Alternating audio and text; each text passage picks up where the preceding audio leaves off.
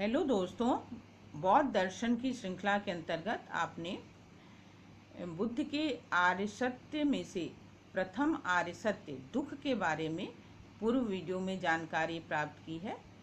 अब इस वीडियो में आप बुद्ध के द्वितीय आर्य सत्य दुख समुदय के विषय में जानकारी प्राप्त करेंगे।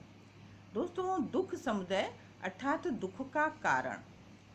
बुद्ध ने दुख के कारण का विश्लेषण अपने द्वितीय आर्य सत्य दुख समुदय के अंतर्गत एक सिद्धांत के रूप में किया है, जिसको संस्कृत में कहा जाता है प्रतीत्य समुत्पाद।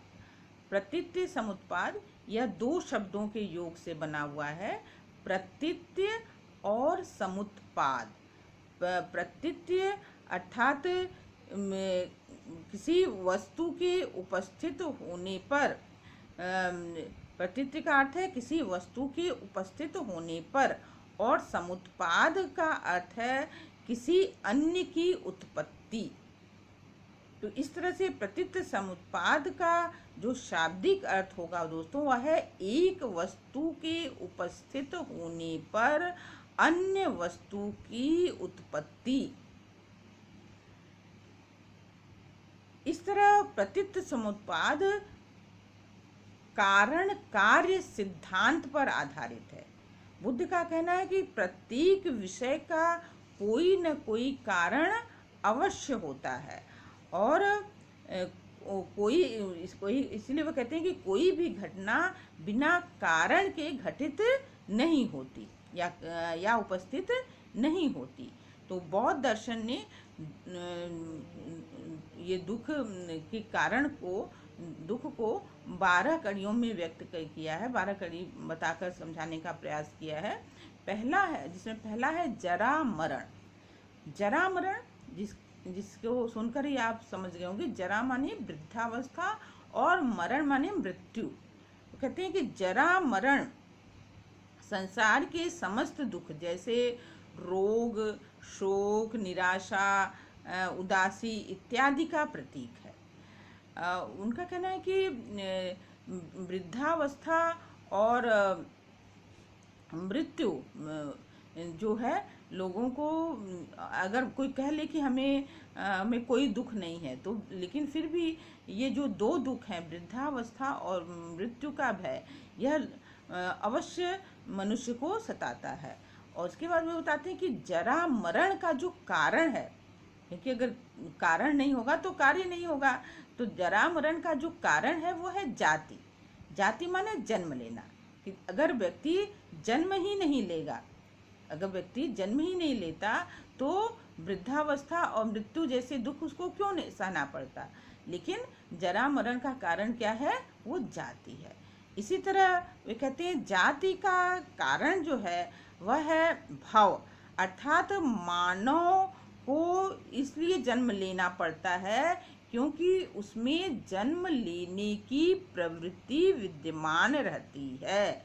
तो इस तरह से जन्म लेने की प्रवृत्ति को क्या कहते हैं, भाव कहते हैं। तो जाति का क्या कारण है, भाव, क्योंकि उसके जन्म लेने की प्रवृत्ति विद्यमान है, इसीलिए वो जन्म ले रहा है, और जन्म ले रहा है तो जरा मरण आएगा ही आएगा। अब भाव का कारण है उपादान। उपादान अर्थात सांसारिक विषयों में आसक्ति।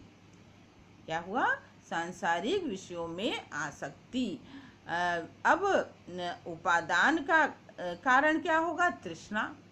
इसके बाद कहते हैं उपादान का कारण क्या है, तृष्णा, अर्थात विषयों में के भोग की कामना को तृष्णा कहा जाता है। और तृष्णा का कारण ही कहते हैं, तृष्णा के कारण ही मानव सांसारिक विषयों के पीछे अंधा होकर दौड़ता रहता है।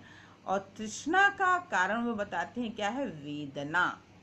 तृष्णा का क्या कारण है, वेदना, अर्थात पूर्व इंद्रियानुभूति। इंद्रियों के कारण, कहते हैं इंद्रियों के कारण मानव को सुखात्मक अनुभूति होती है, जो उसकी तृष्णाओं को जीवित रखती है। और वेदना का भी कारण कहते हैं स्पर्श। आप देख रहे हैं सभी का कोई न कोई कारण अवश्य है। तो वेदना का कारण है स्पर्श। तो इंद्रियों का वस्तुओं के साथ जो संपर्क होता है, इंद्रियों का वस्तुओं के साथ जो संपर्क होता है, वे कहते हैं उसी को स्पर्श कहा जाता है। यदि इंद्रियों का विषयों के साथ संपर्क नहीं हो तो इंद्रियानुभूति अर्थात वेदना का उद्भव ही ना हो, है? तो स्पर्श का, और फिर उसके बाद कहते हैं स्पर्श का क्या कारण है? तो स्पर्श का कारण है षडायतन। षडायतन अर्थात मन सहित 5 ज्ञानेंद्रियां, मन सहित 5 ज्ञानेंद्रियां। और 6 मतलब इससे क्या हो गया, षडायतन इसलिए लिखा जाता है क्योंकि ये 6 हो गई ना, 5 ज्ञानेंद्रियां और एक मन लेकर 6 हो गई। तो ये 6 इंद्रियों ही विषयों के साथ संपर्क करती हैं। और इसके बाद कहते हैं षडायतन का कारण है नाम रूप। नाम रूप अर्थात मन और शरीर के समूह को कहते हैं नाम रूप कहा जाता है।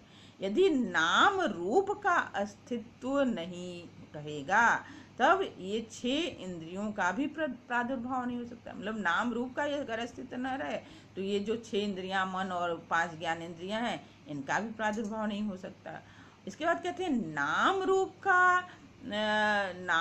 का कारण है विज्ञान। विज्ञान मतलब चेतनता, कॉन्शसनेस आप कह लीजिए। और विज्ञान का कारण है संस्कार। विज्ञान का क्या कारण है? संस्कार अर्थात पूर्व जन्म के कर्मों के प्रभाव के कारण ही संस्कार निर्मित होता है। और फिर कहते हैं संस्कार का कारण है अविद्या। अविद्या अर्थात अज्ञानता, या कह लीजिए अवास्तविक को वास्तविक समझना, दुखमय को सुखमय समझना। मतलब अविद्या वस्तुओं के यथार्थ रूप को न जानना ही अविद्या है। और उसी से अविद्या प्रतिफलित भी होती है। प्रतिफलित होकर किसका जन्म करती है? संस्कार का जन्म करती है। मतलब संस्कार का जन्म लेती है या निर्माण करती है, कह लीजिए। तो अविद्या, बुद्ध कहते हैं अविद्या सभी दुखों का जो मूल कारण है। आपने सभी भारतीय दर्शन, कई भारतीय दर्शन पढ़े हैं जिस पर मैंने वीडियोस बनाए हैं, उसमें भी हमने बताया कि करीब सभी भारतीय दर्शन अविद्या को ही मूल कारण बताते हैं। तो बुद्ध ने भी अविद्या को ही मूल कारण बताया है। तो वो कहते हैं कि समस्त दुखों का जो कारण है वह क्या है? अविद्या है। तो आपने पूरी व्याख्या जानी, जो 12 कड़ियों में दुख के कारण को बुद्ध ने बताया है। तो उन्होंने जरा मरण से शुरू किया। तो जरा मरण का कारण उन्होंने क्या बताया? जरा मरण का कारण है जाति अर्थात जन्म लेना। और जाति का कारण भव मतलब बुद्ध मानव में जन्म लेने की प्रवृत्ति है, इसीलिए वो जन्म लेता है। भव यानी उपादान, आसक्ति। उपादान का कारण है तृष्णा। तृष्णा का कारण है वेदना। वेदना का क्या कारण है? स्पर्श। स्पर्श का क्या कारण है? षडायतन अर्थात मन सहित 5 ज्ञानेंद्रियां। और षडायतन का क्या कारण है? नाम रूप। और नाम रूप का क्या कारण है? विज्ञान। और विज्ञान का क्या कारण है? संस्कार। और संस्कार का क्या कारण है? अविद्या। तो इस तरह इस श्रृंखला में 12 कड़ी है। और जिसमें जरा मरण प्रथम कड़ी है और अविद्या जो है वो अंतिम कड़ी है। चूंकि ये इसमें 12 कड़ी है, इसीलिए इसको द्वादश निदान भी कहा जाता है।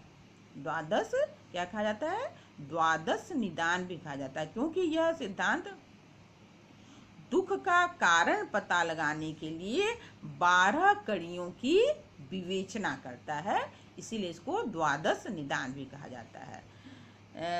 और जिसमें प्रत्येक कड़ी को एक निदान कहा जाता है। प्रत्येक कड़ी को एक निदान कहा जाता है। इसके अतिरिक्त इस सिद्धांत को संसार चक्र भी कहा जाता है, क्योंकि यह इस बात की व्याख्या करता है कि मनुष्य का संसार में आवागमन किस प्रकार होता है। कारण कार्य के सिद्धांत के आधार पर ये बताता है कि मनुष्य का इस संसार में आवागमन किस तरह होता है, तो इसलिए इसको संसार चक्र भी कहा जाता है। और इसको भव चक्र भी कहते हैं, इसको भव चक्र भी कहा जाता है। भव चक्र इसलिए कहा जाता है कि यह जन्म और मरण के चक्कर में आता है। मनुष्य जो क्या है, जन्म और मरण के चक्कर में आता है। साथ ही साथ इसको धर्म चक्र भी कहा जाता है, क्योंकि बुद्ध ने स्वयं कहा है कि जो प्रतीत्य समुत्पाद का ज्ञाता है वह धर्म का ज्ञाता है। जो प्रतीत्य समुत्पाद का ज्ञाता होता है वह धर्म का भी ज्ञाता होता है, और जो धर्म का ज्ञाता है वह प्रतीत्य समुत्पाद का भी ज्ञाता है। तो प्रतीत्य समुत्पाद की सबसे बड़ी विशेषता है कि इसकी 12 कड़ियाँ भूत, वर्तमान और भविष्य जीवनों में व्याप्त हैं। जहाँ अविद्या एवं संस्कार, आप ध्यान से देखिएगा, 12 कड़ियों को देखिएगा तो आपको समझ में आएगा। जहाँ अविद्या एवं संस्कार का संबंध अतीत जीवन से है, वहीं जरा मरण और जाति का संबंध, जरा मरण और जाति का संबंध भविष्य जीवन से है, और शेष का वर्तमान जीवन से है। तो जहाँ अतीत जीवन वर्तमान जीवन का कारण है, वहीं भविष्य जीवन वर्तमान जीवन का कार्य है। तो इस तरह से दोस्तों आपने बौद्ध दर्शन के द्वितीय आर्य सत्य दुख समुदय के विषय में जानकारी प्राप्त की। आशा है आपको बुद्ध का ये द्वितीय आर्य सत्य दुख समुदय अर्थात दुख का कारण अच्छी तरह से समझ में आ गया होगा। आप अपने व्यूज़ को कमेंट बॉक्स में अवश्य दें, और अगर कुछ और जानकारी प्राप्त करनी है तो उसके विषय में बताएं। साथ ही अगर आप चैनल पर नए हैं और चैनल को अभी तक सब्सक्राइब ना किया हो तो अवश्य कर लेंगे। आप सबको ढेर सारा प्यार और धन्यवाद।